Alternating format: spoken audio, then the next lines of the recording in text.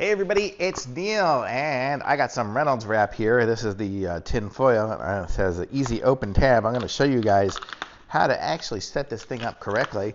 So if you get it here, this is what it comes with. And what you want to do is once you get it started, I don't know why it's hard to start. It's got like a little, they put a little tape on it. But there we go. So we get it started in there. And what you do is you put it back in the box, and then you've got these little tabs on the side. So what you do is you push these in.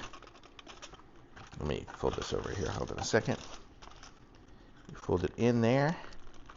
Oh man, that's hard to do. So there we go. So I push the little side in, and when you do that on each of the sides, what this is going to do is going to keep the thing from pulling out. You know, when you pull the tin foil, it's going to keep it from flopping out. So it's got an easy lift tab. So then when you do it, you can pull it out, rip the tin foil off, and I don't know. Oh, here, insert the tab in here.